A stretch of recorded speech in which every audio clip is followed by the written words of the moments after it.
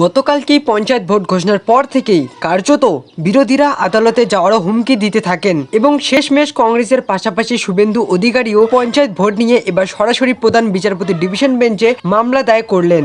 বিরোধী দলনেতা শুভেন্দু অধিকারী এদিন স্পষ্ট জানিয়ে দিয়েছেন, কেন্দ্র বাহিনীর পাশাপাশি মনোনয়ন নিয়ে প্রধান বিচারপতি টিএসসি ডিভিশন বেঞ্চে মামলা দায়ের করা হলো। একই সঙ্গে অবজারভার নিয়োগের ক্ষেত্রেও কিন্তু তার বক্তব্য আলাদা রয়েছে। 3টি পয়েন্টকে মাথায় রেখে রাজ্যের বিরোধী দলনেতা শুভেন্দু অধিকারী মামলা করেছেন। ফলত মোট 3টি মামলা দায়ের হতে চলেছে।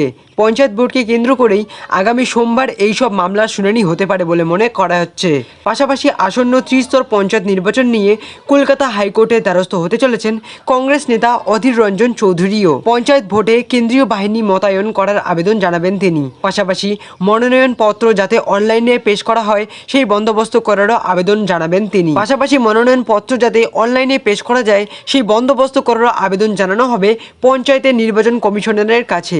এই সংক্রান্ত বিষয়ে আদালতে মামলা দায়ের করেছেন অধীর চৌধুরী। একই সঙ্গে বিডিও এসডিওর কাছে মনোনয়ন পত্র পেশ করার সমস্যা হলে সেটা যেন রাজ্য নির্বাচন কমিশন বা জেলা বিচারকের কাছে পেশ করার সুযোগ মেলে, সেই আর্জিও জানানো হচ্ছে আজকের মামলায়, যার ফলে পঞ্চায়েত ভোট পিছিয়ে যাওয়ার সম্ভাবনা প্রবল হচ্ছে। পঞ্চায়েত ভোট প্রধান বিচারপতি টিএসসি গাড়ুমের এজলাসে যখন মামলা দায়ের হচ্ছে তখনই পঞ্চায়েত ভোট নিয়ে কার্যত তিনটে জলজান্ত প্রমাণ তুলে ধরলেন শুভেন্দু অধিকারী। আর যা নিয়ে কিন্তু পঞ্চায়েত ভোট পিছিয়ে যাওয়ার সম্ভাবনা প্রবল বেড়েই উঠছে বলে মনে করছে রাজনৈতিক মহলরা।